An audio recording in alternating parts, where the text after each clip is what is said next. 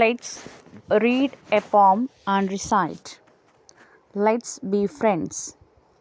Let's be friends. Let's play together. Having fun all together. Let's be friends. Let's play together. Having fun all together. Your turn, then my turn. Let's share and say thank you. Your turn, then my turn. Sharing is caring. That's what we do. നമുക്ക് ഇനി കവിതയുടെ അർത്ഥം നോക്കാം. Let's be friends. നമുക്ക് സുഹൃത്തുക്കളാവാം. Let's be friends. Let's play together. Having fun all together. Let's be friends. Let's play together. Having fun all together. ഈ 4 വരികളുടെ അർത്ഥം നമുക്ക് സുഹൃത്തുക്കളാവാം, നമുക്ക് ഒരുമിച്ച് കളിക്കാം, നമുക്ക് ഒരുമിച്ച് കളിച്ച് ആസ്വദിക്കാമെന്നാണ്. Your turn then my turn. Let's share and say thank you. Your turn then my turn. Sharing is caring. That's what we do. ആദ്യം നിങ്ങളുടെ ഊഴം, അതിനുശേഷം എൻ്റെ ഊഴം. നമുക്ക് പരസ്പരം പങ്കിടാം, അതുപോലെ തന്നെ നന്ദി പറയാം. നിങ്ങളുടെ ഊഴം, അതിനുശേഷം എൻ്റെ ഊഴം. നമുക്ക് പങ്കിട്ട് പരസ്പരം കരുതലോടെ കഴിയാം. അതാണ് നമ്മൾ ചെയ്യുന്നത് എന്നാണ് ഈ കവിതയുടെ അർത്ഥം. പരസ്പരമുള്ള സുഹൃത്തുക്കളുടെ പങ്കിടലിനെക്കുറിച്ച് പറയുന്നൊരു കവിതയാണ് നമ്മളിന്നിവിടെ വായിച്ചു കേട്ടത്. നമുക്കിനി ആക്ടിവിറ്റി നമ്പർ 2 ചെയ്യാം. Complete the poem using the clues given in the box.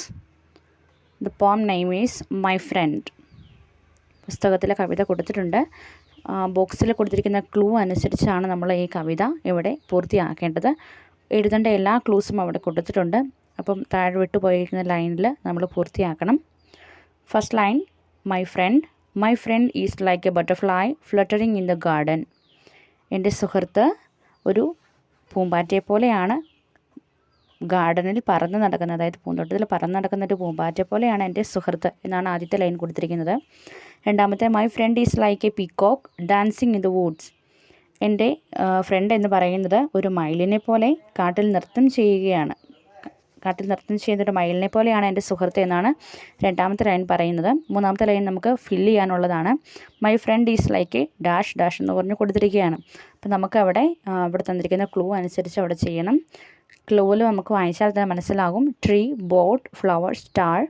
ഇത്രയും 4 എണ്ണത്തിൻ്റെ പേര് കൊടുത്തിട്ടുണ്ട്. നമുക്കത് ഫില്ല് ചെയ്യേണ്ടത് താഴെ കൊടുത്തിരിക്കുന്ന 4 ലൈൻ വെച്ചാണ്. Blooming in the garden, swaying in the wind, shining in the sky, floating on the river. Blooming in the garden എന്ന് പറഞ്ഞാൽ എന്താണ് അതിൻ്റെ അർത്ഥം? പൂന്തോട്ടത്തിൽ പൂത്തു നിൽക്കുന്നു. സ്വേയിങ് ഇൻ ദ വിൻഡ് എന്ന് പറഞ്ഞാൽ കാറ്റത്ത് ആടി ഉലയുന്നു. ഷൈനിങ് ഇൻ ദി സ്കൈ എന്ന് പറഞ്ഞാൽ ആകാശത്ത് തിളങ്ങുകയാണ്.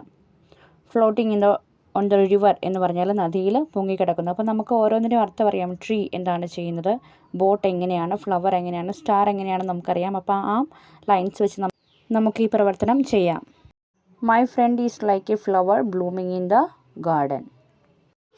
രണ്ടാമത്തത്, my friend is like a star shining in the sky. മൂന്നാമത്തെ ലൈൻ നിങ്ങൾ തന്നെ പൂരിപ്പിക്കാൻ ശ്രമിക്കുക.